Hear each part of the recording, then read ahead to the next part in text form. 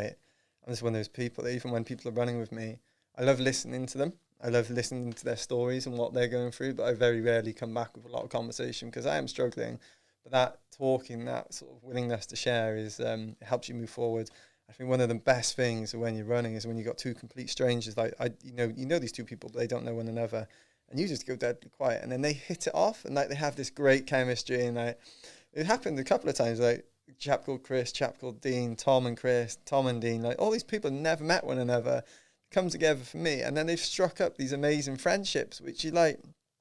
It's fantastic to watch. Yeah, thanks again for coming in, mate. Appreciate it. Oh, thanks for having me again. Yeah, you've been up to some crazy things again. I don't really get invited back on podcasts. This is new for me. Is it? Yeah, it's the first repeat, is it? Repeat offender.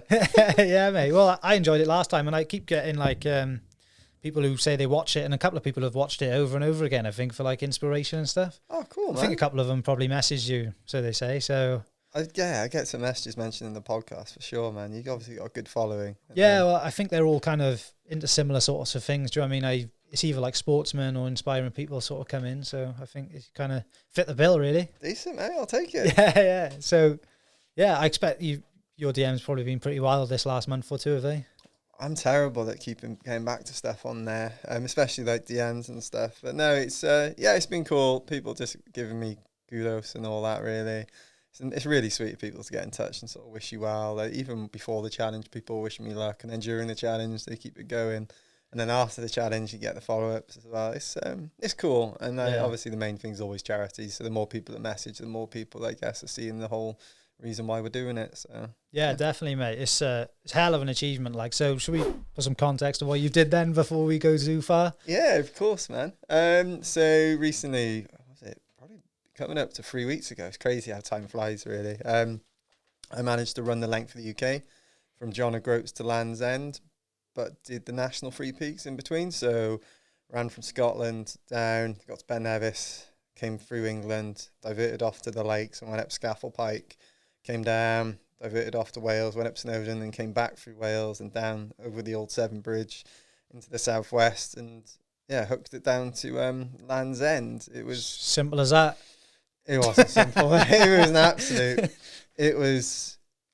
Everybody was like asking me, "Will you do it again if somebody goes back?" No, it's like one and done with that. Seriously, it was an amazing challenge. Don't get me wrong; it was difficult. I enjoyed it, but it's absolutely disgusting. Yeah. Seriously, like 80% of the time, you are fighting traffic and you go and head on to it, and you're on roads sometimes which don't have pavements. I don't know if you've ever driven down to Cornwall or like that area on the A30, I think it is. That road should be a motorway. Seriously, you should not be allowed to run on it. It was just horrendous. Like the cars and the lorries are just flying past you. No, thank God you go in towards it so you can see it coming at you. But like sometimes you see these huge lorries coming towards you and you're like, oh my God. And like one of the lorries had these like, they'd obviously hit some sort of tree or whatnot, and they had a load of foliage on the side. And the word of a lie, you've got like that much room to be running on. This lorry's taking up the road, and then you've got this stuff coming into your, I call it a lane, it wasn't a lane.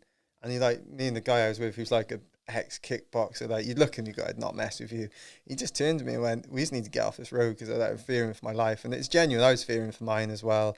Like, especially during rush hour or like the end of the day when the traffic picked up, you just didn't want to be on those really busy roads because it only takes one idiot not to be looking to cause an issue. And like 5 miles from the end, I don't know if you know, but that chap I was just on about got clipped by a car. No, I didn't know. Gone the whole length of the country, and no word of lie, it was like 5.5 miles, something like that from the end. I just gone a little bit ahead, and we went around this corner, and then the guys finally called up to me, and the guy's like, sort of bending over, you could see something visibly wrong. I was like, you right? I was thinking, he must be out of breath or something. I was like, I'm not going that fast. And he'd been clipped by a wing mirror of a car, and the car went past, hit him on his hip. And I was like, shit. And the car just drove off, didn't bother stopping for him or anything. Apparently, he like punched the car as it went past, which I'm like, oh, there you go. Probably hurt yourself even more. Probably hurt yourself even more, but he's a tough lad. And I saw him like a week later after the challenge. His whole hip was like from upper quad up to there was just black and bruised, and he had to go and get checked out. And like he dislocated something to do with like the pelvis. Really? Or whatnot. Yeah. Wow. It was just. Did he finish the 5 then? No, so the other guy, there was 3 of us, the other guy turns to Dean. Dean's the guy who got hit. Now, Dean had been with me for quite a while. Like, he's an amazing guy. And Tom, the other guy who was with me, turns to Dean. He's like, Dean, we got a job to do. Come on, we got to get him to the end. And Dean's head is like, no, I can't. Seriously, fuck off. Oh, sorry. You can swear on you, mate. Yeah, he's like, seriously, fuck off. I'm like, just been hit by a car. So then they came back. So they were all waiting at the end, the support crew. So they had to rush back to get him to then get back to the end. And like, they thought they were going to miss me because it's like 5 miles to go. And we'd all worked together, like Keris, Claude, Lucy, these other guys that were with us. We're thinking, crap, we're going to miss the moment he gets to like Landsend. But they managed to get him, got back to the end, and they still had plenty of time because I was going so bloody slow. What's a bit of controversy at the end of it? You've got to have it, I suppose. It was proper controversy. And then we went round the corner and there's this local and he's like, oh, what are you doing? Because he could see we were wearing like, I had the Welsh flag wrapped around me, my mate had the English flag, and the chap Dean got hit, had the Scottish flag around him. And you can see we're up to something. Asked what we're doing, we explained. And anyway, he basically went, do you want some rum? Do you want a dram of rum? And I was like, I can't really, mate. I wish I could, but I can't. And anyway, he just said, wished us well and shot off. And then like a mile from the end, the same guy popped out, gave us like £30 cash, and he gone and got like a big bottle of Lucasade and like gave it to us, and like legend. Sat down from like a mile in the end with this random local, me and my friend Tom, and just sort of realised the end of the journey was coming and just sort of savoured it in a little bit with a bottle of bloody Lucasade. Mate, I bet like the emotions doing something like that, innit? Because I bet when you're going through it with someone like that, I bet your bond gets so much closer with everyone in your crews helping you out and everything, innit? It does, man. Seriously, like I had so many people come out and help me. Like my friend Chris drove all the way to Scotland to start off the journey with us and looked after me and Keris, who was obviously the main support crew throughout, for like the first 4 or 5 days. Like made sure we got to the bottom of Ben Nevis. As soon as we got to the bottom of Ben Nevis, he said, right, I'm off. And like he just headed back, and like he had to get back for like a 6 a.m. shift. It was like 8 p.m. at night, so he had to drive all the way through the night to get back to the southwest. Dean and Jenny, like so many different people that popped out, and there's Tom, this other chap as well, who came and ran like the last 4 or 5 days with me.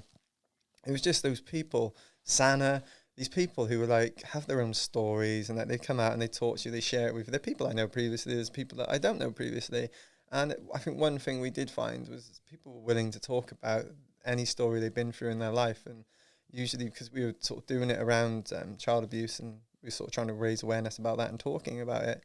Complete strangers you never met before were just coming out with these stories and sort of sharing their past with you, and I think that's something which we never saw coming, but it's like one of the biggest rewards I'll take from this whole thing is somebody's like willing to trust you with their story, and them telling you that story had a knock-on effect because then it would give you that motivation to keep going. And I remember getting a story of one of the guys, and I was like in a pretty bad way. I wasn't happy, I was just very down, and like I had the shit kicked out of me, and then he was just telling me his story, his life story. And it was just like, it put it all in perspective. I'm just out here running. I'm not doing anything particularly tough. I've chosen to do this. And I was just like, everything that he's been through, I'm just like, wow. And it just gave me that fuel, and it lit something up. And I was literally just started fucking legging it down the road. And like, I dropped Tom, I dropped Chris. Like they'd literally, Tom had like planned to like do a bit of training with a bit of weight in his bag. And he later revealed to me, when I shot off, he had to literally take the bag and just pour out the contents, which was just, he got like 5 kilograms of lentils in his bag to like for body weight training. He had to pour it out just so he could keep up with me. And I was doing like 8-minute miles, and this was coming towards like the last few days of the challenge, and I was just like, literally that story just lit something in front of me, and this made me just push away, and like it's amazing when that happens. They call it like the runner's high, where just like the pain just disappears, your focus goes straight on going, and you enjoy going fast because you've been going so slow, and you're like, Christ, I'm running 8-minute miles here. I was doing like 12, 13-minute miles back there.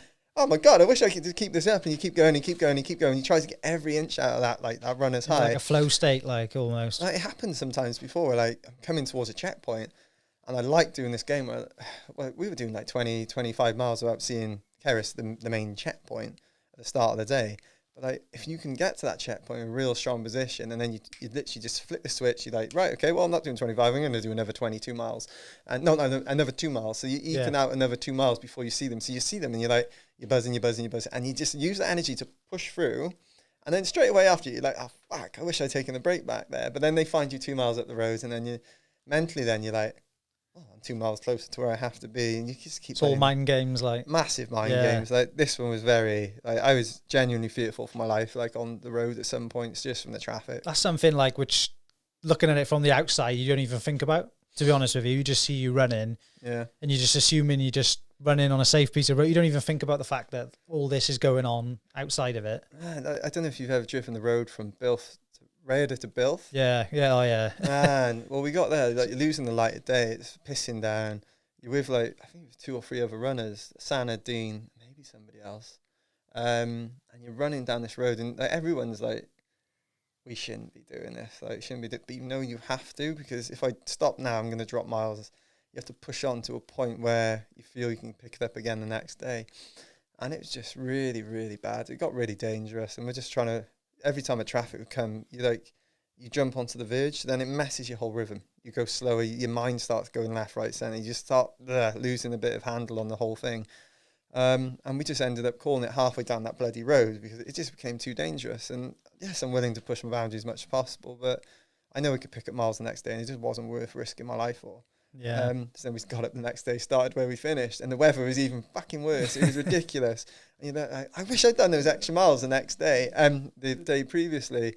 And I literally just like put my hat, I just zip up. I got this massive like waterproof and like it's bomb proof. It's wicked. You just do it up, put the hood over, seal it up, and like you can just like, I had this hat on, you could barely see out of it like that. Yeah. It's amazing. And you just tuck yourself away from the world and you just keep moving forward. And I was with Sana and Dean at the time, and they knew I was just in a foul mood. I wasn't happy at all. I was really suffering, pissing down rain. And you just sort of, we walked like the first 7, 8 miles, and those guys never once like looked to me to say, come on, get going. They just knew they had to give me that bit of leeway, that bit of an easy start.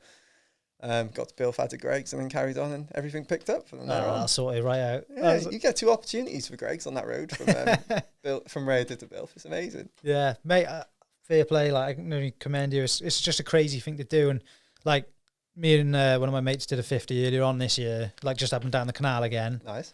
And I was just thinking, like, how obviously we're like completely undertrained, but how would you do it day in, day out? Do you know what I mean? Like you were doing. It's just crazy because I could barely walk up down the stairs the next day. Do you know what I mean? It's weird. I bet you though, it's one of those things with what you did. Active recovery would probably help you a lot. So even just going out, get down the stairs and go out for a little walk, like it's just that movement of the muscles again. I think the most pain, I was in a lot of pain throughout it, but I also had pain afterwards when we stopped. I was getting like really bad pain because I wasn't doing much, because obviously you try to recover a bit, and trying to get back running now is difficult for me. Seriously, it's it feels like my legs aren't part of my body. Really? It's almost like you're a bit drunk when you're running. It's really weird sensation. But like during the challenge, you know you've got that thing to do, and you look at it almost like a job, and you know you've got to be out there for 10 to 12 hours a day, and you just try to just get moving in the morning. If you can get moving in the morning, it sort of warms up a bit, and you get moving forward, and you have like your recovery plans, and you have the people around you. So like looking after your feet is a main thing to make sure that if you got blisters, treat them straight away, pop those suckers and like drain them out. Stretching.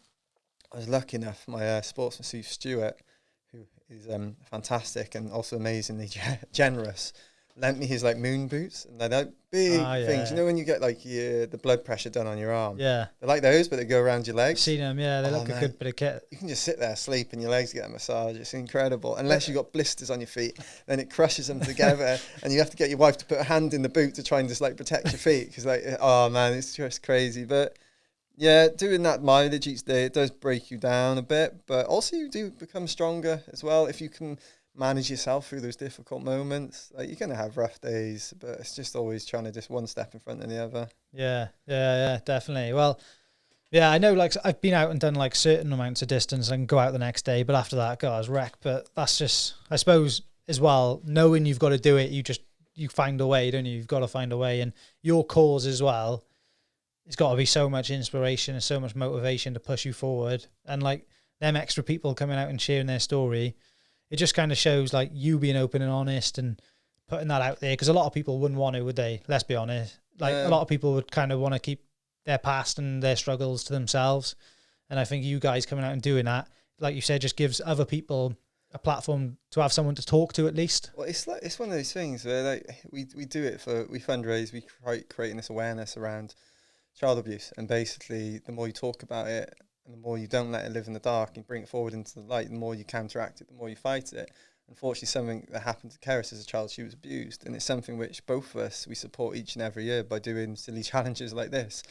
And you're right, it gives you that fuel, that fire to get back up and going, and as long as you can tap into that mental resource of it, it works for me. It keeps me moving forward, and you get other people coming out with their stories, and you sort of surround yourself with these amazing people who are like calling you inspiring. You're like, no, I'm not. I'm just an idiot. You're the inspiring guys that you're coming out and having that brave, moment to share it with me or Keris, and it's just amazing to sort of witness. And something we've now raised like over £8,000 for this charity called Lucy Faithful Foundation.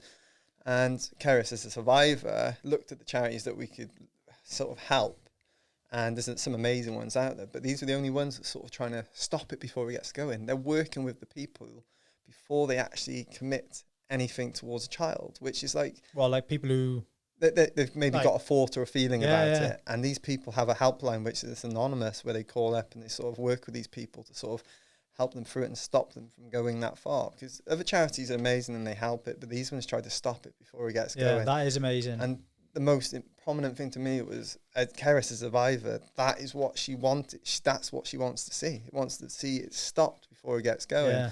And just the more you talk about it, the more it lives. You know, it doesn't live in the dark. You bring it forward to the light. Me and I had a mate from years ago, and it was a really weird thing. Like he kind of disappeared off the face of the earth for a few years, and then the next time we seen him was online. He was caught with images and things, right? Wow. Which, and me and my mates were just like, what the fuck? Like, you just don't, like, you wouldn't know who it was ever, I don't think, who's got them thoughts going on. And we were discussing after the fact, like, what would you do? Do you know what I mean? And because, like, someone in his position, like, I didn't feel sorry for him by any way of the imagination, but, like, we were like, what would you do in that position if you were him and you have them feelings? And I didn't even know there was people actively working at that, because I don't think he didn't go to prison or anything, but it was like rehab, and we were like, how does that work? Do you know what I mean? There's not enough, like, no one knows that. Well, the general public don't know the conversation around it. And we were kind of like putting things back and forth with each other. Like, what would you do if he'd come forward and said like these things before it ever manifested into... You could have spoken to someone. And it's one of those things with this charity. Even when we told them we were fundraising for them, they were shocked that there was somebody willing to fundraise for them. They were like, you sure that you want to be doing this? Because you're aware of the work we do.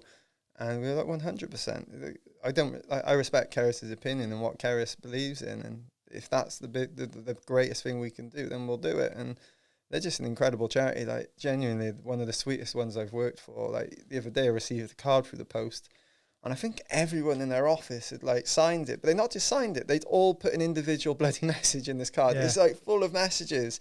And they've like made me and Keris now like ambassadors of this sort of charity, whereby we wear these badges and whatnot, and we talk about, people know that we can talk about it with us. And unfortunately, a lot of the time in the media or press, it is a taboo subject and people don't want to discuss it. And again, like you and your friends are discussing, that's fantastic that you're even talking about it. Yeah. Like, you'll get some people or some press articles where like they'll put their hand over, you sure you want to include that? And we're like, well, yeah, it's the whole fucking reason we're out here doing it. So 100%. Prevention, like, is better just because it's taboo and like people get awkward talking about it. Yeah. And like, you don't want to like in any way justify what's happening. But that's the truth. These thoughts are happening in people's heads. People are then possibly going to let that manifest and actually go and do something. So like you said, prevention's better than cure, isn't it? Surely. I know it's tough to talk about, but it's 100%, and it's tough to realise that that's what's happening. Like, people having to deal with that and work on it, and that charity's doing fantastic work. But what was I going to say around it? So like since COVID kicked off, was it 18 months ago, something like that? That helpline has fucking gone through the roof with how many people. So you can imagine, we were just like, they're locked at home with their abusers, really, aren't they? Exactly. It's a worrying thing. It's completely worrying, and anything we can do to help it, we will do. Definitely, mate. And I respect you for doing it as well. It's a great thing, and I think I didn't even know there was charities out there like that. So, like I said, we were talking about like what would you do, and there's obviously someone already actively doing it. So I think that's pretty cool. Thanks, man. And but yeah, it's just wild, isn't it? It's crazy. It's a wild subject, like, and there's like. It was a weird thing because even like we were friends with him, it felt like a weird thing even being friends with him. Do you know what I mean? So there is a weird feeling all surrounding it. I've had it before with a chap who I was friends with over in America, and like we were running across America at the time. We stayed at his family house with him, and it transpired like 3 months later he got arrested for, I think it was something under the age. He was sort of he'd abused somebody, and it's just one of those things where never would have seen it coming. Yeah. Genuinely. And then exactly what you had. I remember me and my friends having that conversation about like, what would we have done? Like, if we'd known right then, would you have beaten the crap out of him? Would you have advised that he go somewhere? Like, you just don't know how you would like, deal with it. I had a couple of mates who were like, oh, if I see him, that's it. Like, do you know what I mean? I'm like, but is that the answer? Like getting yourself in trouble to like, exactly. you know, where is the answer in it? I don't think it's such a hard thing, because it's one of them things as well, right? Like, I don't know, maybe I'm wrong here, but like, say your friend like kills someone on a night out, pissed out, has a fight or whatever, or they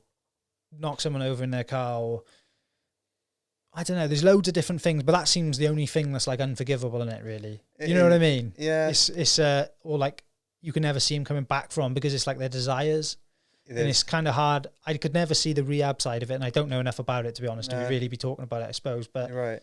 It's just one of those subjects, mate, which I think the more we discuss it, the more we understand it.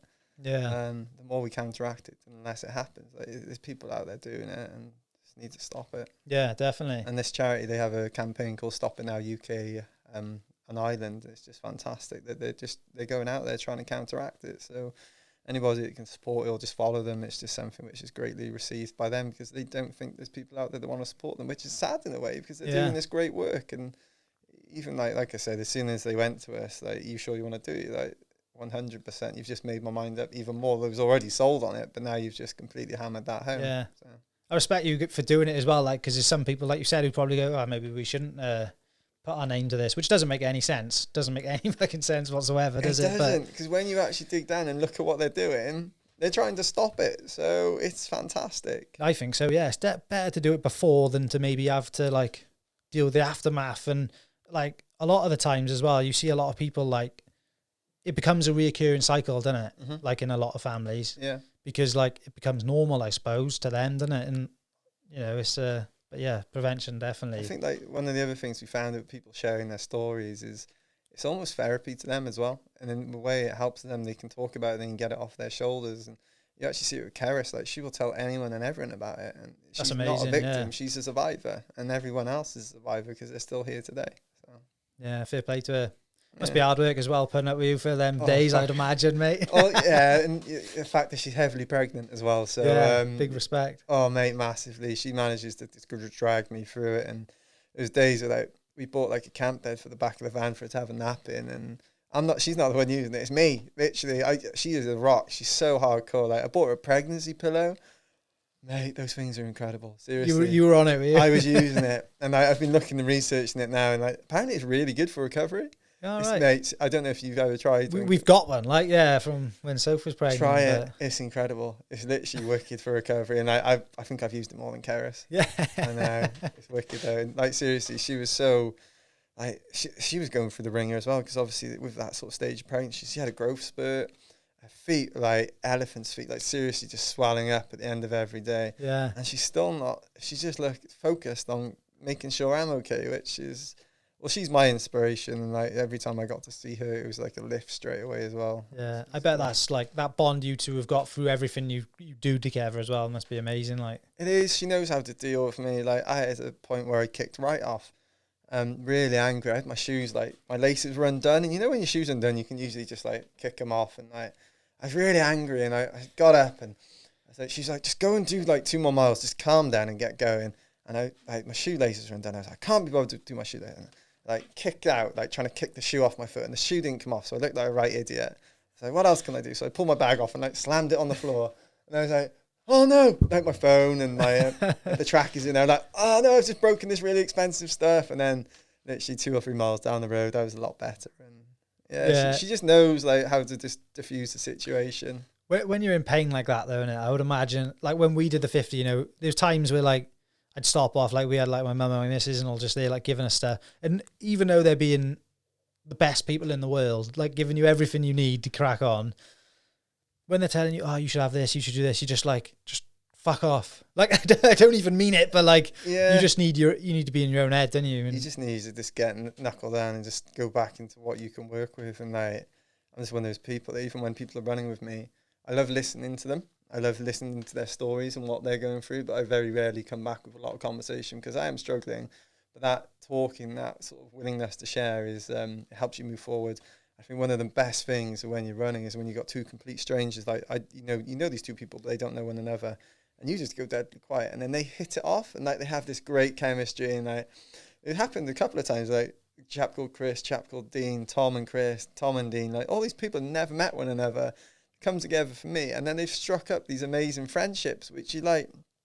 It's fantastic to watch, and then they're having banter, and then it sort of lifts the moves, and it just gets you moving forward. It's cool. I think as well, like I kind of found that with people like who I kind of know, and then I know they're into running, and they know I do a bit of running. If we go out for, like I said, I just say to people like, "Do you want to go out for a run sometime?" And it's just like I feel like you just unleash everything because you've already got like your endorphins running, so you're both always in a good place. Mm-hmm. So like it's a weird like connection then, isn't it? You come both from a positive place rather than like a lot of the time we're walking around and we're like, fucking weather shit, isn't it? Do you know what I mean? Whereas like when you're out running, like nothing else phases you, does it? So you're kind of like in a really positive place. Unless you got a lot of traffic. Or a lot of traffic, you get hit by a car. That phases you a little bit. But no, you're completely right. I think when you get somebody giving you their support, and like I had a lady called Sana come out, and she ran 4 or 5 days with me, like every mile each day. So she put down like 150, 160 miles with me. And it's just like, it's crazy. And like half the time, you maybe not even talking, but you've just got this passion for running, and she's out there to help me in Kerris, and it's just never once moaned or anything. The weather got horrendous. Like just coming outside of Jogle, it's really steep fucking climb, and you're going up, and you can see the thunder and lightning rolling in, and Kerris is like, you need to get a move on because obviously it's not the safest, and then bang, it's like hail, thunder, lightning kicking off, and you're going along this really nasty road. The traffic's hurtling past you, it's pissing down, you're really high up. And I was just like, she didn't once complain. I'm there completely like, fucking hell, this is ridiculous. And I was like, what can I do? So I had the choice to either dwell on it or just try and make light of it. Yeah. So I just got my phone out and put 5 on and started playing 5 in the background as we're going up this horrendous hill, this horrendous traffic. And you just start singing, like trying to ignore what's coming right at you. Just like, fuck it. If I sing 5, nothing bad's going to happen. You just keep going forward. And you got to the top of the hill, started going down, the sun came out. So there you go. Yeah, it worked. It worked, mate. It worked. I think there were people hearing like about this. I think it's so inspiring for people, like, and it's such a crazy thing to do. When you like just say, I run from the top of the country to the bottom, or was it? Yeah, top to the bottom. Yes, yeah, and 3 mountains in between. Like 3 peaks to some people is like the pinnacle of like a challenge, isn't it? So let alone traveling the distance in between and more. It was one of those things which is it's always been planted inside my head, and I've done the 3 peaks before. I've done it a couple of times actually. I've guided a relay between the 3 peaks, and I always, in the back of my head, I was like, I wonder if I can run it. And then stupidly, I was like, well, if you're going to do that, you may as well run the country. So yeah, just jumped in at the deep end and managed to swim. Really. Yeah, I didn't realise it was like in your family as well. I see your brother's out doing some crazy runs at the minute. Yeah, I think we both cut from the same cloth, really, in terms of we both love it. We both started back in 2010 together. We ran across America, and you have this love for running, but you both have sometimes just checking out that spider. Yeah, I know. I was thinking, where's he come from? Like? Sometimes you just have that. I don't know. You have different goals and objectives where you want to. I maybe don't like running in the winter, whereas he may love it. You know, you have that different preferences. Yeah. So we've done stuff together. We've done stuff individually, and it's just you share that that passion. That I call it a hobby, but it's a really, really It's a tough hobby. It's a tough hobby for sure, mate. And I suppose like as well with your business as well, it kind of adds into your brand as well, doesn't it? You doing it as well to a certain degree, does it? It does. But that's never my goal, objective. It's just something I love doing, and the whole reason I do it is for charity. 100%. Every challenge I do is for charity, and it always will be. In a selfish way, it can be selfish because you get that charity, and that charity always gives you that extra reason not to give up, that extra hook, that extra reason. When you're trying to think of why you're out there and why you're sucking it up. Do you mind if I just, put that a bit closer? Go on. No. Sorry, I was just like moving back on the chair. No, it's that reason with the charity whereby like you have that extra hook, that reason not to give up when times get tough, when it's pissing down and all you want to do is jump in the van and go home. You just think about why you're out there. And yes, we went after another record and we got the record, which is cool. But if I had to trade it for that money and the awareness for charity, the charity wins hands down every time. And the only reason we attached the record to it is to bring more awareness to what we're doing, therefore the charity benefits from it. I'm a competitive fucker as well. I love trying to go after records, but no, it's charity first, and then the record's there to help the Yeah. charity. And But it's one of them things, like, talk about not building your brand, but the bigger your brand gets, the bigger the charity gets as well. So it's kind of like it all coincides together, doesn't it? The better you do, it all goes well together.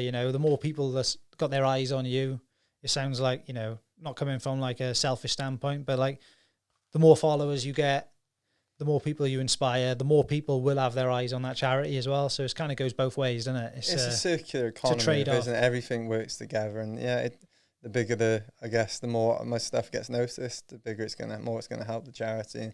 And like recently, a chap reached out and he's like trying to connect me with other people just because he wanted to get my name out there and help the charity, basically, because he realised the bigger my name becomes, the bigger we're going to be to help charities.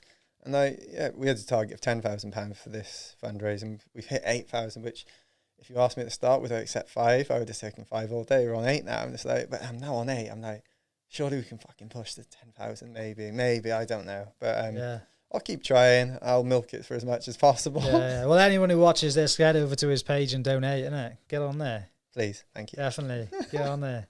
Yeah, I'll put a link and everything in the description anyway, so people have got no choice. They have to get over there. But yeah, mate, I think you'll hit it. Are you going to do like a film of this one as well after the fact, like you did the? No, this one was literally. You're going to probably freak at this. So I was supposed to be doing a race over in America, and unfortunately that fell through with COVID. And this had always been in the back of the mind. It had always been, if we could do it, we'll do it. And we decided 7 days before we set off that we were going to do it. So yeah, we literally just went off and had a crack at it. We had a window of opportunity. We're both really, really busy because we're doing events and so on and such. And she's pregnant. We knew we had one window of opportunity, and that was like 24 days because we had to get back on the 25th for an event we were organising. I know, I seen you like literally, I think I seen you setting up like the day after. You must have been in bits that day. Really. I was broken, man. I was broken. We got back, we finished, got in the van, we had a beer, finished, got in the van, drove all the way back from Landsend to Crick.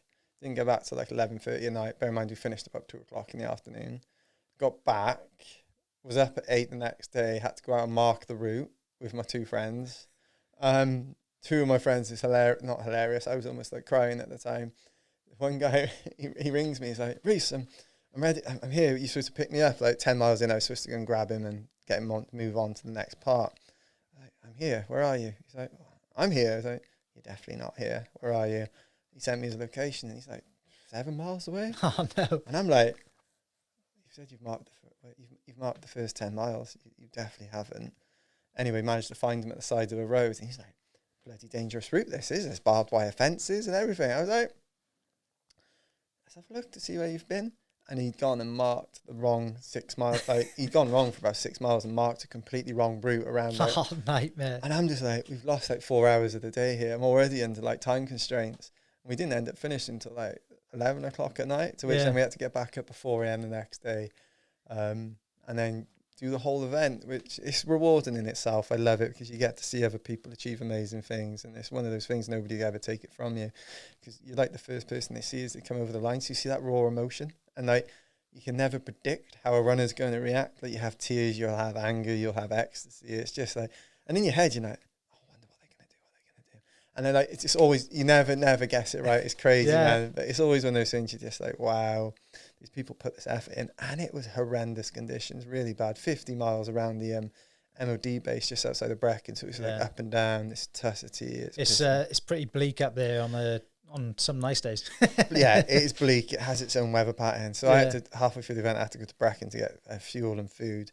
And it was perfectly sunny in Brecon. Yeah. Went back up, and oh my God, it's like the heavens opened, it's apocalyptic. It's quite like a lot of reservoirs up around that area, and they put them there for a reason, don't they? Because it's always wet. That's very true.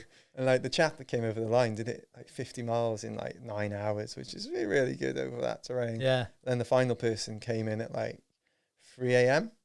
So they'd been going from 7 a.m. till 12 hours to 7, plus another 5, 18, 21 hours. Yeah. 21 hours? Yeah, wow. 20 hours. I don't know, my maths is terrible. Yeah, it was 20, it'd be 21, wouldn't it? But like, I have the respect for the person, like everybody that goes out and does it, but that person at the back has a different experience to the person at the front.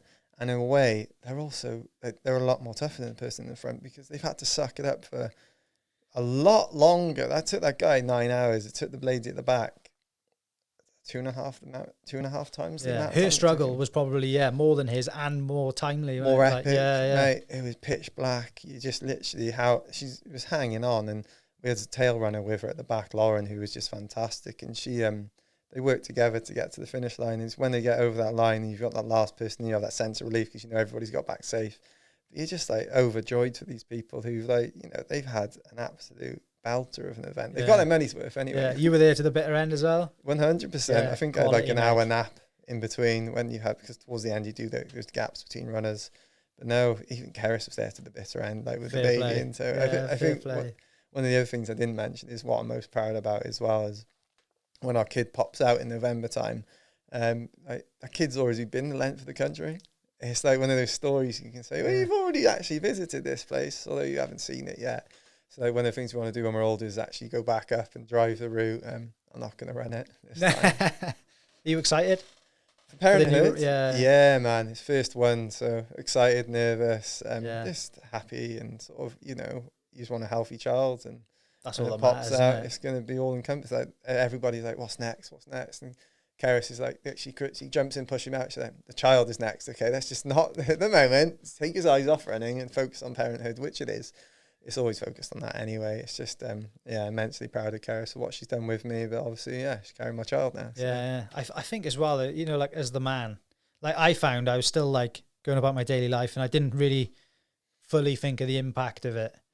But your focus just naturally changes the second it happens anyway. Really? I found anyway. It's just like, just changes everything instantly overnight. It's crazy. Well, we're pretty much neighbours now, mate, so we can share all these tips. Yeah, we'll have to go out pram running or something like that. You know what? Everybody's like asking me, what do you want? I'm like, a buggy, a pram, one that goes off-road. Like, seriously, I want one of those. And like, so like, you need to research it properly, but we should get one each. Yeah, that'd be wicked, wouldn't it? We can have canal races and everything, mate.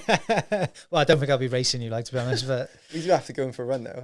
We'll have to weigh down your pram. Have to put some weights in the bottom of it. I'm not even barely running at the moment. I can't wait to get back properly. But I'm itching again now. Yeah. Do you find like after doing something like that? Because I found even after just doing like that 50, my motivation for like a few weeks is like non-existent. I'm just kind of run to feel. Then I'll just go out and.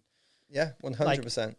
You nailed it, right? Yeah, because the first time I did it, I was like, afterwards, I was like trying to get back into a regime, and I just like trying to fit a square peg into a round hole. I just couldn't do it.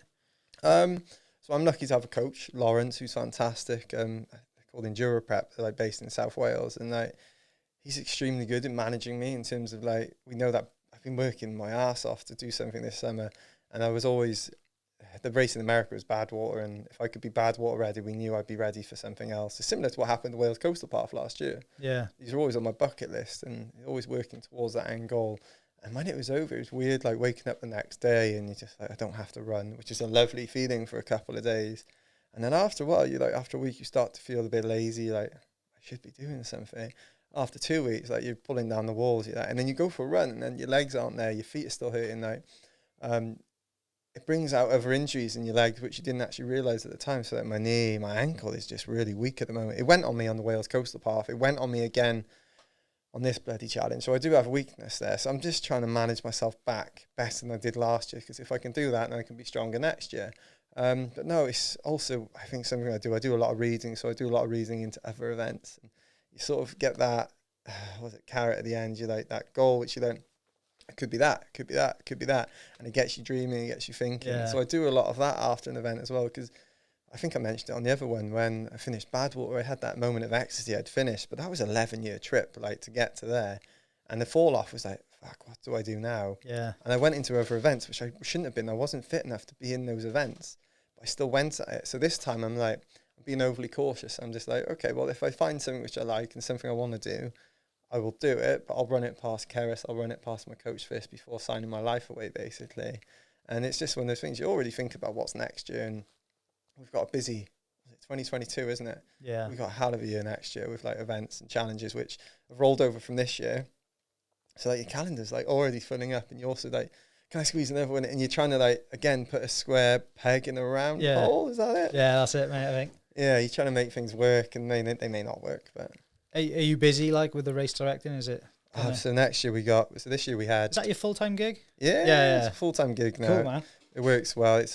it's my passion. I love it, and I love seeing other people achieve and showcasing Wales as well, because we're an amazing nation. We're beautiful people, but I think one thing we do suck at is shouting about ourselves. And what, you know, it's crazy. Where me and you live to now, it's absolutely stunning. Like Black Mountain is just, it's always overshadowed by the Brecon Beacons. You know, I know it's in the Brecon Beacons National Park, but everybody's like, I'll go to Pen y Fan, and actually you go to Blacks and have a better view, and you can see Pen y Fan from a distance, and not have to battle the crowds.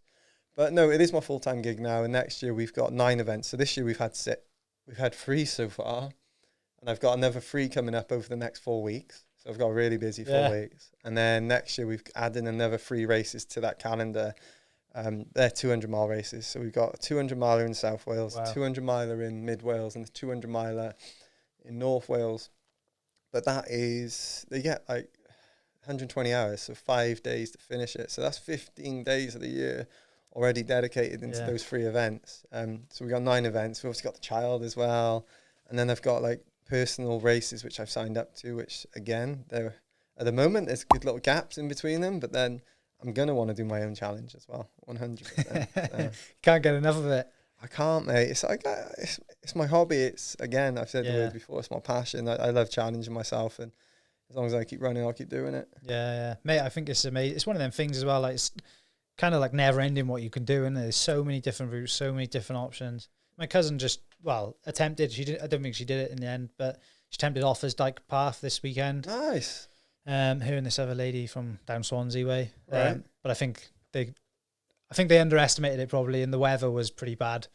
But that's something like I think would be pretty cool. I'd like to try that maybe over 3 or 4 days. Shit, man. I know quite a few people have had a go at it, and I'd say to you, run home all day long, run north to south, because you got that magnetic pull of running past your friends and family. I think it goes close to here, doesn't it? Like Abergavenny. Yeah, it's Lantony Abbey, I think, which is literally can you imagine the like buzz you'll probably get like there? 5-6 miles away, isn't it? And then you've only got like I think like 40 miles from there, 45 miles. Yeah, I think so. Yeah. No, it's surprisingly, to go the length of Wales, it's surprisingly short in a way. I know 176, I think it is. Like. It's a long way, but if you look at the length of the country, in comparison, it's not that much. Yeah, you'd see so much as well, I reckon. It would be amazing. The views would be insane. I think something I'm looking at is the Cambrian Way. So remember years ago, there was a BBC article which popped up, and it was like how like the Cambrian Way had been finally connected, and there was like this 300-mile trail now from north to south pretty much.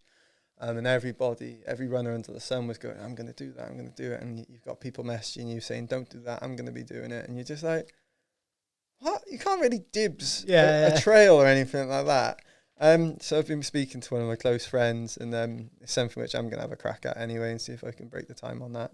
That'd be cool. Yeah. I think my coach said to me the other day, I'm sick of seeing you run for like 23 days. You need to do something a bit shorter, but a bit more steeper. So like, increase the mileage per day, but bring down the duration. So I think our goal with that would be 70 miles a day, 75 miles a day. Wow. But that's, it's 300 miles, so 4 days. So in comparison to 23 days, mentally you're like, it's not that much, but the mileage is bigger on the days. Yeah, so. you can change the way you look at it completely, I suppose, and you can kind of leave it all out there a bit more at the start, I suppose, then... It's just one of the, you just go gun-ho at it, and you if you've got that 75 miles a day, 75 miles a day, in a way, you're like, I've done 23 days of 43 miles, 45 miles. Maybe if I condense it a bit, I believe I can do it. My coach obviously believes I can do it because he's pushing me that way. And I've always been hooked. I've had that seed planted a few years ago. And then when I think people were telling me not to do it because they were doing it, I'm like, well, no, fuck you can't own the trail. And you still haven't done it. It's like 3 years' time, so I'm going to have a crack. But why not, innit? I didn't even know that would be a thing, to be honest with you. I didn't think anyone would be messaging. It's crazy. Kind of doing that. You get some people that message you saying, oh, congratulations, I'm planning on doing this. And it's like, in brackets, don't do it yourself. And you're just like... Do you think they're taking the piss, or are they being serious? I'm being deadly serious, because I've had it a few times. I'm just like, you can't... I get what you're doing, it's amazing. I'm not going to go nick your idea. But if there's a trail out there and I want to run it, I'm going to go and do that. Not to overshadow what you're doing, but yeah. Like you get and do it, or coming after it. Then you look at it and you're like, when are they going to announce it? And they don't announce it. And it's crazy. Like, Spagsy in it. Like, it's a bit weird, isn't it? It's like, a bit weird. Like, it's like shotgun. Yeah. Like shotgun, I'm going to do that challenge. And well, just don't tell you about it then, isn't it? Yeah, just go like, and do it. You know, if you're worried about you doing it. I know. Keris is like, just, you know, and it's like, I'm always supportive. I go back to people and say good luck with it, and then it's like, put that on the list. Yeah. I'm just kidding. Yeah, mate, it's some awesome. I want to, well, probably be next year now, realistically. I'd like to do 100 over 2 days. Okay. That's kind of like, I feel a bit of progression. Like, is that the canals again, or? I don't know, really. I don't know. My cousin Jenny and Jordan, the boy I run with. I met Jordan. You met him on the canal, yeah. On the He did canal, say, of all places, randomly, he said hello, and I was like, oh, hi, mate. Yeah. It's a small world, isn't it? It's crazy, absolutely crazy. So we're doing like some 30 miler down Swansea way, down because she came up and run the 50. We said we go down and do one with her 32 miles. I can't remember. Is that the Gower Ultra? Yeah. Oh man, that's lovely. Is that October time? Yeah. Good luck with that, mate. November, I think, maybe. Yeah, that's a difficult one. Is it? Yeah. Oh, lovely. If you get good weather, it's absolutely stunning day because it's not too warm either. It's the time of year, isn't it? That's the weird. It's going to be touch and go. I think I've done it. I've done the 50 twice, and one of the days it was just fantastic, glorious winter sunshine. You know, like those ideal days. Yeah. The other time it was just like apocalyptic, completely from the offset. Didn't relent all day long, but it's rewarding. And Run, Walk and Crawl do fantastic events. So they're it'd be interesting to do. I'll have to do one of yours at some point, definitely. Oh yeah, the offer's there. I got You've got free tickets, so you got to just punch it now. Yeah, it was at one of the boys. He was going to come here and meet you today. Like he wanted to come and see you. Oh, cool. But he couldn't get a lift in the end. He's just done his knee in. But he's talking about he wants to do a few of your events next year, I think. A lot of people want to do it, but it's signing up, isn't it? It's signing up. You got to. If you got an idea, just jump in 2-footed and have a go. I think once you're committed, you're then in for it. Once you're on the dotted line, like you can't turn back, can you? Well, then you've got that commitment. And if you do it for charity as well, you've got that reason. And it's just if you're thinking about it, you're gonna keep thinking about it until you do it. So you may as well just sign up and get going. Definitely, like with the Wales Coastal Path, 100. Like if you ever think about doing it, just do it because it's an amazing way to see Wales as a country. Like seriously, you get a whole different perspective about the country. Like when I was in Aberystwyth area, high up on this bloody cliff, absolutely knackered. I sat down as I'm just taking like 5-10 minutes, and you look to your right and you can see North Wales. You look to your left, you see South Wales, and it's just like that. Like, you can't do that in many places. You see the whole length of a country, and in a way you're like, wow, I've come all that way, and then you're like, fuck, I've got all that way to go. But no, man, seriously, if you ever get the chance or you think about it, just get out there and get on the Wales Coastal Path. Yeah, I'd love to do it's justifying the time, isn't it? That's the thing. You got to find that window of opportunity, and I think in a weird, like people are like, you're an idiot for like deciding to do these sort of things like a week, maybe a month in before. You need to give it more planning, but in a way it helps me because then I don't overthink it. I don't worry about it. I don't have time to worry about it. Before I know it, I'm already out there. Before I know it, I'm already halfway through it, and then it's blink and you miss it. Like when you're doing it, you're like, oh my god! But then I miss Jogle already. I never ever go back. Don't get me wrong. Wales Coastal Path, I go back. Jogle, never in a million. Much worse then. Is that just the terrain? Do you think like they? Well, it was we said it would be 1,000 miles. It was 1,002 miles. Not bad.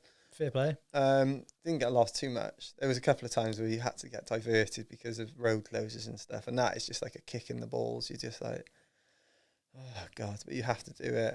It was like 100,000 feet. I think we were just short of that by like 5,000, something like that. So it was pretty accurate with what we thought we were gonna get. It was bumpy. Like the mountain days were just on the mountain days. We thought I'd only just do the mountains, go up and come down and stop. But it got to a point where we were a little bit behind. So I was having like Ben Nevis. I had to run 28 miles to get to Ben Nevis. I had to go up Ben Nevis and come down Ben Nevis. It was like a 34, 35 mile day. I was battered, but I wasn't broken.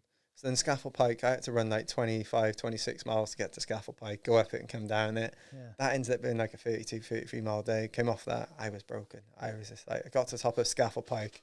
That is a disgusting mountain. It's boiling hot day, lovely, like picturesque. Yeah. I met a lady at the top who was like summiting it like 100 times in 25 days. What? 4 times a day she was going up and down, spending her life up and down that mountain.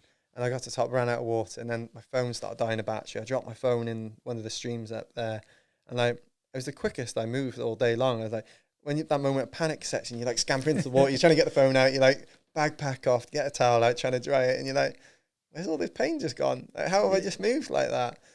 Got off there, thought I was meeting Karis at a place called New Dungeon. I got to a place called Old Dungeon. I'm like, yes, I finished. And it was a case of, it was New Dungeon, I was supposed to meet her, and it's like a mile away, and that mile broke me mentally. I was like, got to her, she's celebrating. I'm like, no, I'm furious at myself. I've run out of water. I thought I've seen you a mile back there. Where were you? Like kicking right off. And she just like sort of just knows how to deal with me. And then Snowdon, I had to run like 30 miles to get to that bloody mountain. And all the time while we're going towards it, you can see thunder, lightning, like dark clouds rolling in, rainstorms, they're hitting you. You're like, I really don't want to go up a mountain on a day like this. And we got there and it just stopped. The sun came out, clear skies, little couple of clouds, went up, and it was the smoothest mountain of them all. Like, bear in mind, I'd done the furthest distance to get there. Going up, I was joined by like 4 or 5 other guys. They were like carrying my kit for me. When you got those people in that support network, and those people are just with you, and they're like willing to make their trip more difficult just to help make yours a little bit easier, it inspires you. And that mountain was, for me, mentally and physically the easiest of them all. Got up, got down that. As soon as we got down the other side, Karis is there. And then the clouds start rolling in and the thunder kicks off again. Yeah. Like the day before we went up Snowdon, somebody had fallen off, is it Crib Gorch? Someone had fallen off and died. So my mum and my dad are messaging Karis going, is Rhys okay? Is he alive? And she's like, well, is the tracker moving? They're like, yeah, well, he's fine, don't worry about it. And then the day after we summited, a lady got hit by lightning at the top and died. God.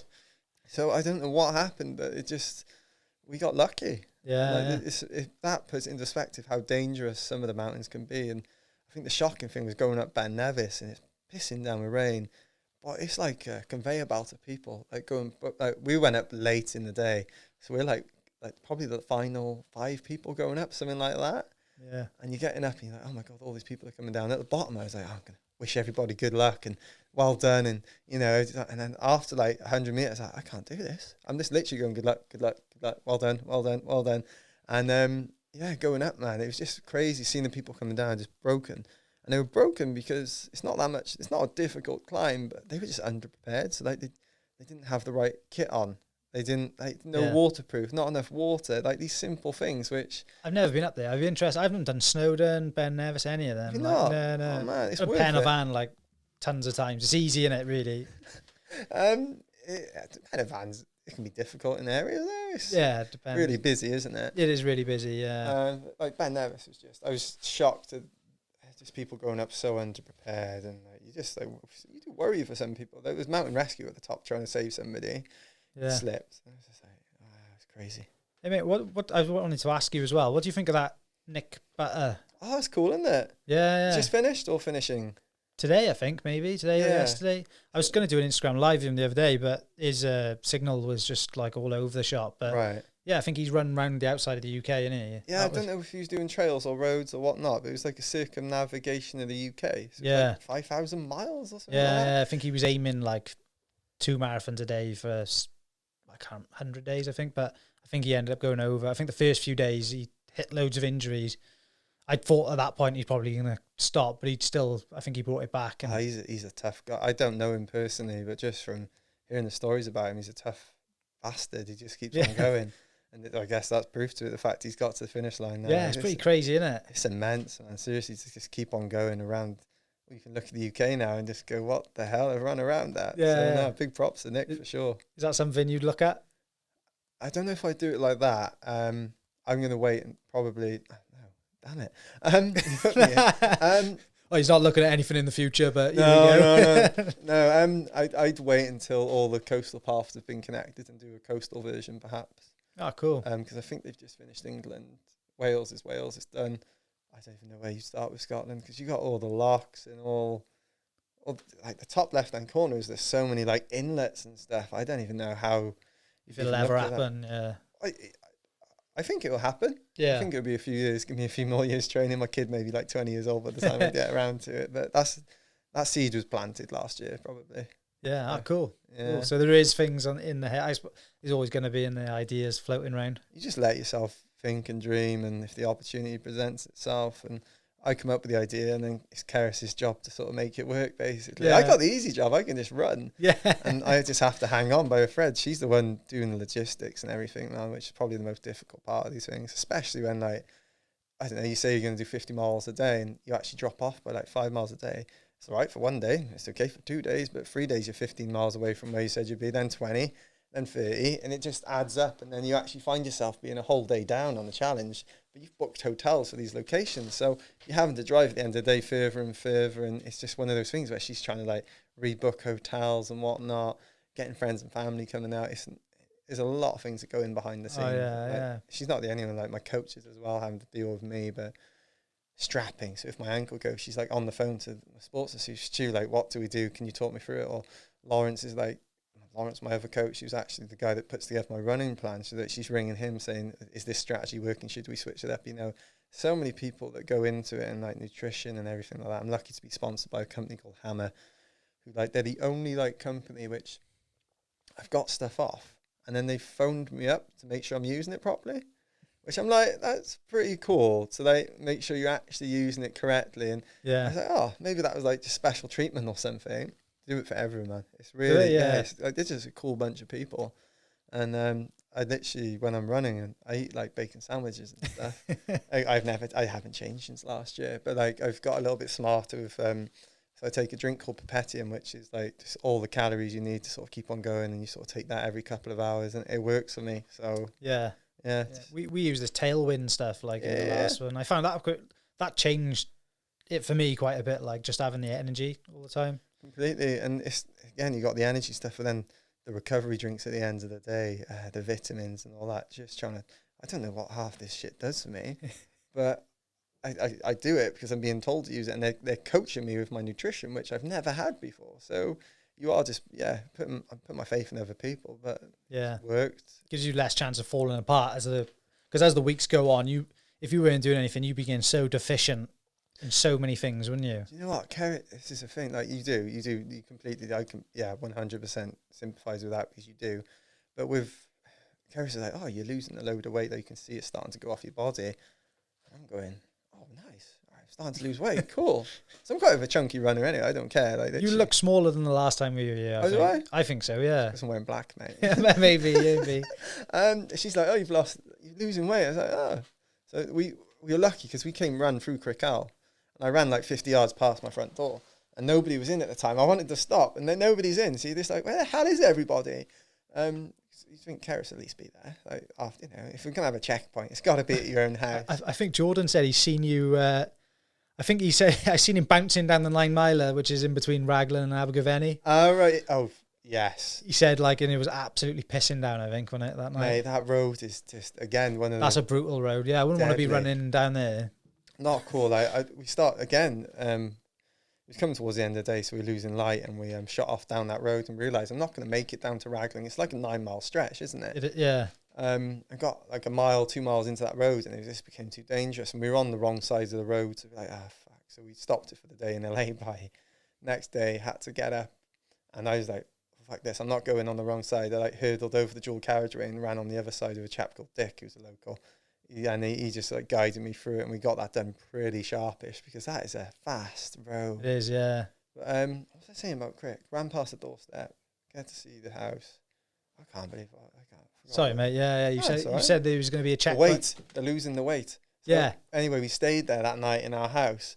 I was like, oh, I'm getting on the scale. I want to see what I've lost. I hadn't lost a pound. I was literally still 11.5 stone. I started off on 11.5 stone. I'm like, what have you got to do to lose some weight around here? I was like, well, I've been eating too many bacon sandwiches. Body composition changed? Yeah, completely. I think I was just literally, my body I lost a lot on my upper deck, so my arms and stuff sort of went quite trimmed down a lot.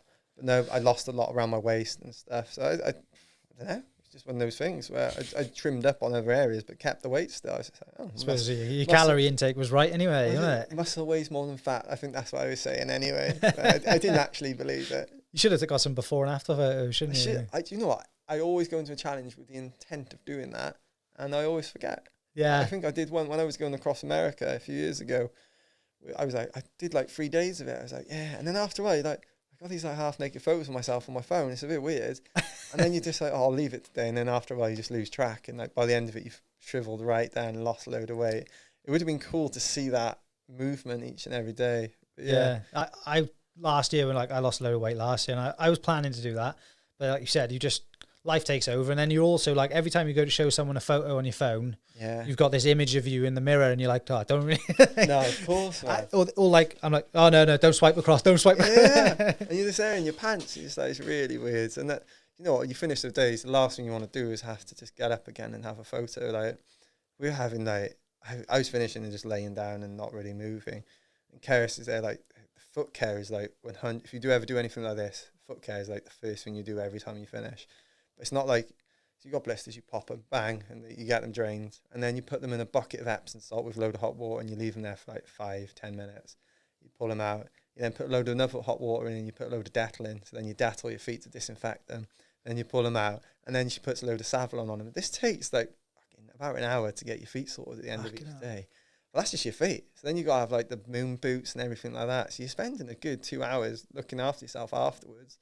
Then you got to eat and then you got to get to bed. And it's... Yeah, you don't just do your miles and you're done for the day. No, and I think if we did that, and if we just stopped and I went straight to sleep, I would suffer the next day. So we sort of learned from our mistakes from last year. We made some changes.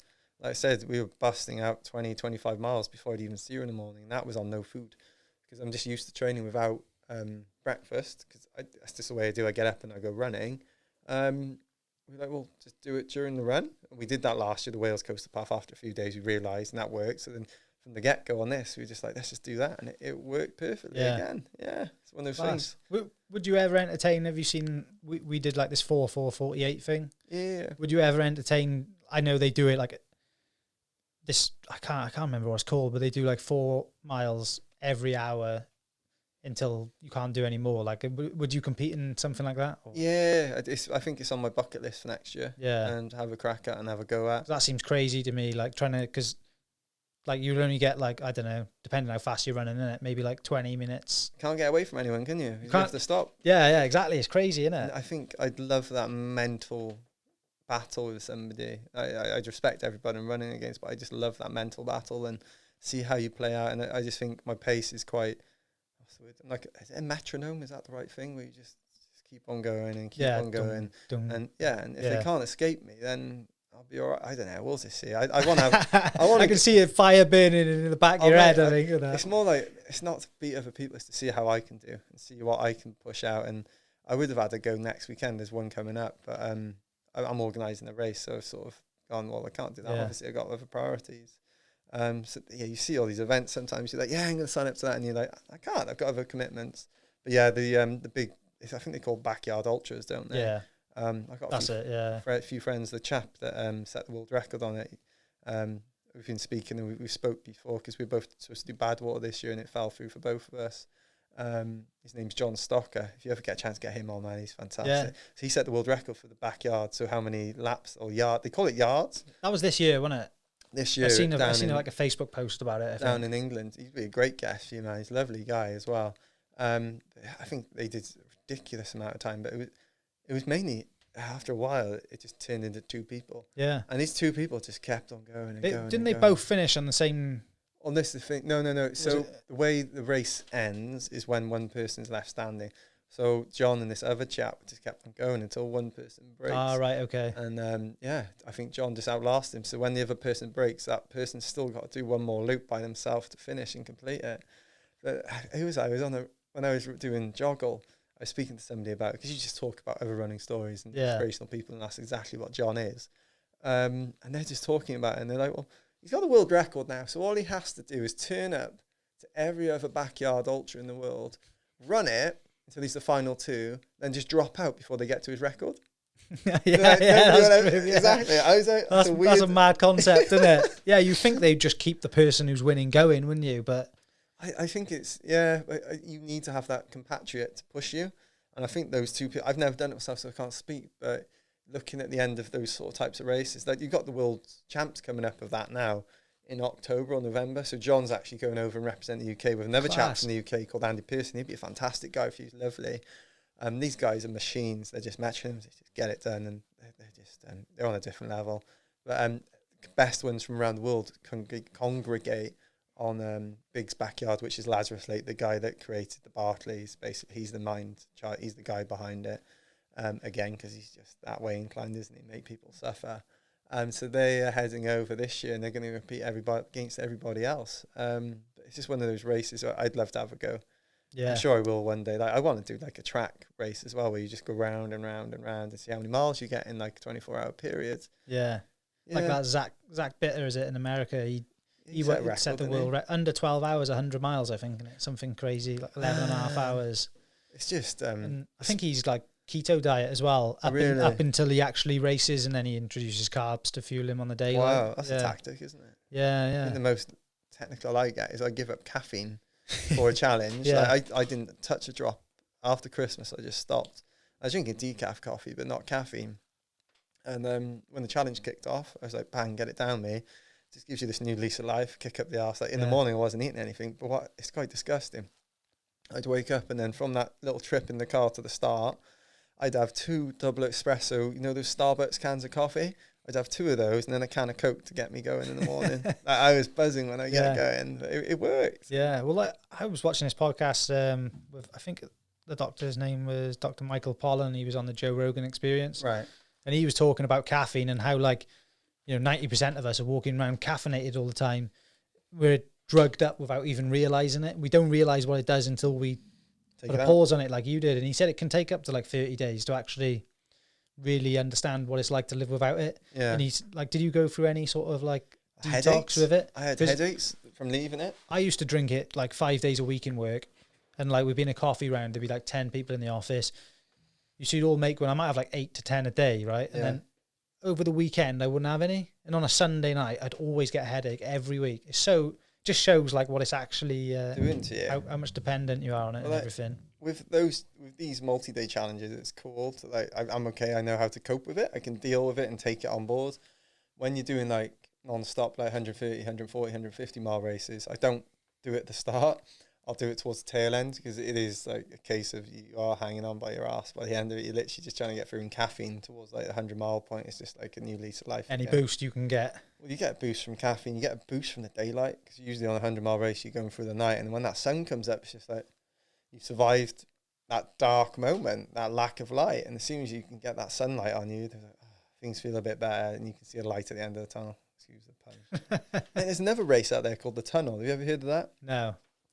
There's a tunnel just outside of Bath or Bristol. A chap called Mark Cobain. He's nuts. He literally puts on these mental races. He's a lovely guy, but absolute evil genius. And it's a 200-mile race. The tunnel's only a mile long. So they got to go back and forth along this tunnel 100 times in the pitch. So it's dark. There's no light. I think there's like little spotlights in there, as you'd expect. Guide the way. It's a public tunnel. So you got bikes rushing past you. And I don't know if this is accurate, but somebody said they play like violin music on the speakers in the thing. So you're not allowed music yourself. So you have this whole like sensory deprivation. Yeah. Just go get depressed like for a weekend or whatever. People sign up, they have a go, and I think they've had a few finishes with it. Not everybody gets so, because it's difficult. Well, that's like sending you crazy though, isn't it, with the music? Like, oh man, and the only daylight you see is when you turn around, and then before you know it, you're back in the dark. Yeah, that's just mad. It's bonkers, man. Have you ever done a sensory deprivation tank? I don't know if I talked to you about it before. No, I haven't. There's one down in Swansea. It's called, and there's one in Forest of Dean. It's called the Lazy Frog. Right. So basically, it's like a tank full of water, like 1,000 litres of water in it. And they put like, I can't remember, I think it's 100 kilos, a couple 100 kilos of like Epsom salts in it. They put it at like room temperature, or body temperature, 37.5 degrees. And then when you go in there, the salts make you float. Wow. And it's pitch black room. You close the door. They play like 10 minutes of like soothing music, and then it just shuts off. So like, it's basically like an intense meditation for an hour. And obviously the salts and everything help you recover. But they reckon it's the equivalent of getting like 6 hours of deep sleep. So most people get like an hour or two a night of really good deep sleep. Yeah. So this gives you like 6 hours worth of deep sleep in an hour. Wow. It's supposed to be really, well, I did it last year, the year before things locked down. I was going every couple of months. And I'd notice, like, if I hadn't been for a month, I'd start, and then when I do it, I'd kind of feel like a bit up for a while after it. Mm-hmm. So good. Like, I'd recommend trying it. It's great. Like, you hear about these things, and I probably will give that a go now. But like, up until like the last time I seen you, so over the last 12 months, I've started a couple other things for like my recovery. So I do like a lot of meditation and stuff like that to help me get off to sleep. But like acupuncture, so I found that finally, and that is just like, man, when they find a bad bit in your leg, and I got a lot of bad bits, it's just like a release straight away, man. It's fantastic. Seriously, to get knots out of you, it's just it's like incredible from what I've experienced. And then more recently, I've started doing reflexology, so on your feet, and it is crazy. Seriously, I've heard a lot about that. They reckon they can like stop people from smoking and everything, like crazy things with. I'm just going off my experience of it, and the lady who did it is like really good at explaining it, and it's like how like your foot is like your big toe is like actually your shoulder, and then if you look at the foot in that sort of way and you work your way along it, and she's there prodding along like on the side of your foot, and your hip is like, wow, you can. It's serious. It's all connected. Like it's all connected. Obviously, she's talking me through it, so I'm gonna have that bit of like I'm gonna be looking for it. But seriously, the next day you just feel really, really good, and like she can do work on your feet, and the rest of your muscles loosen up. There's something to it for sure. Mate, I think like all these like alternative medicines are coming to like the forefront now, and people are really addressing them because like big pharma or whatever take a drug for it, innit? Whereas like all this stuff gets suppressed then. Oh, man. But like I've been following this guy Tim Biohacker on Instagram, and I've been doing it for a while. Like he basically, and this coach I've been working with like recently, talks a lot about like earthing out. So like taking your trainers off, basically. Oh, barefoot running. Well, just putting your feet on the ground for 10 minutes a day like lowers your inflammation in your body. Right.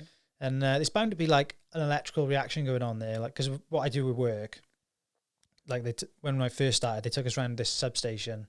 Basically, if you were to go in there with these wellies on, these certain type of wellies, so you're insulated on the bottom, insulated on the top because it is an insulator. What happens is then your body acts as a battery, right, and causes charge because of the voltage all around you in this substation. Wow. So then if you go outside and you took your wellies off and you touch the ground, you have electric shock. Wow. Because you charge up. So we kind of doing that on a minuscule level, day in, day out, walking around with our trainers on. Yeah. So you're kind of like charging up. So they reckon earthing out, just like to gets like the EMFs out of your body as such then, or the electric. I don't know, I should know the science of this really before I try and explain it. But they reckon it's really good for you lowering your inflammation. I think it's cool to find these other methods of trying to deal with yourself and like recover for sure. And like there's a lady out there called Vic Owens who does a lot of barefoot running. Yeah. And I don't mean like she wears like the barefoot shoes, but sometimes she just go barefoot and run on the earth. I genuinely think there's something to that. It's a woman around here who does that. She wrote a book. Lynn Albert. This lady. Yeah. I was going to have her on at some point as well. She set a record, didn't she? Yeah, I can't remember. Yeah, she wrote a book anyway. I know she's got a book about barefoot running. Do you know, I tried writing a book about the Wales Coastal Path. I think I'm about 60,000 words in. Mate, it's crazy. The only way I could remember stories from it, I took Strava, got Strava and looked at each day. And I went Strava day one, and you're looking at it, and it brings back all those bloody memories. And like, it's one of those things that I never would have thought Strava could do. Like, that's just something which surprised me massively. And I guess a perk to having Strava, which you never really think about. It helps you remember where you were running to and everything. And there's triggers you. Yeah, so I've managed to put together like 60,000 words so far. Oh, that's cool, mate. Yeah, why not, innit? Why not put something like that together? It's good for me, just for my sort of, I've got that, so I can just look at it whenever I want. And I need somebody to work on the grammar because I am not a writer. I'm definitely a runner. Yeah. Just get it out as an audiobook as well, innit? People are... Get somebody else to do it. Get well, you wouldn't want to talk through it. Hey, you hear my voice now? You wouldn't want to listen to this. I'm not wearing headphones. Proper diva strut. Yeah. That's all good. Yeah. Happy days. Well, happy to leave it there, mate. If you got anything else you want to say before we shoot off? Just an absolute pleasure being with you again, mate. And hopefully I'll be back on third time lucky. Definitely, mate. Next time, when you do the UK Coastal Path, with the pram, with the pram, yeah, 100%, mate. Yeah, thank you very much. And like I said earlier on in the podcast, make sure to head over to Rhys's page, give him a follow, and donate as well. Cheers, mate. Thank you very much. Awesome. Cheers, mate.